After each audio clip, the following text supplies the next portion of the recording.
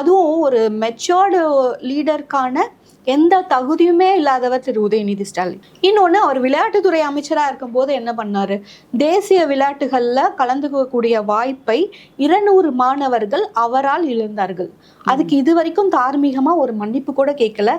அதுக்கான எந்த ஒரு விஷயத்தையுமே அவங்க முன்னெடுக்கல. அந்த 200 பேர் அதில் கலந்துட்டு இருந்தாங்க அப்படின்னா அவங்களுக்கு படிப்புக்கோ வேலை வாய்ப்புக்கோ அது உறுதுணையாக இருந்திருக்கும். ஆனால் அதை பற்றின எந்த குற்ற உணர்ச்சியுமே கிடையாது.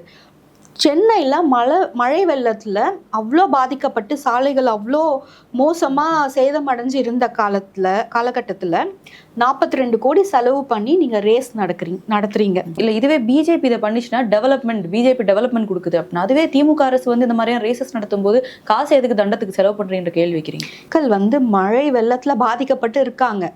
அவ்வளோ உணர்ச்சிகரமாக அவ்வளோ ஹர்ட் ஆகி கஷ்டப்பட்டுட்டு இருக்காங்க. அந்த டைம்ல உங்களுக்கு ரேஸ் தேவையா அப்படின்ற ஒரு கேள்வி இருக்குல்ல. இவங்க என்ன பண்ணாங்க?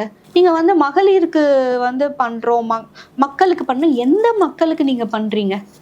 இங்க செவிலியர்கள் உங்களுக்கு எதிராக போராட்டம் நடத்திட்டு இருக்காங்க, மருத்துவர்கள் போராட்டம் பண்ணாங்க, ஆசிரியர்கள் போராட்டம் பண்ணாங்க. இப்படி ஒவ்வொரு தரப்பு மக்களுமே இந்த அரசாங்கத்துக்கு எதிராக போராட்டம் பண்ணிட்டு இருக்காங்க, அரசாங்கத்தின் மீது அதிருப்தியில இருக்காங்க. அப்ப எந்த தரப்பு மக்களுக்கு தான் நீங்க நல்லது பண்ணியிருக்கீங்க, எந்த தரப்பு மக்களுக்கு தான் நீங்க நல்ல திட்டங்கள் பண்ணியிருக்கீங்கன்றத நீங்க தான் சொல்லணும்.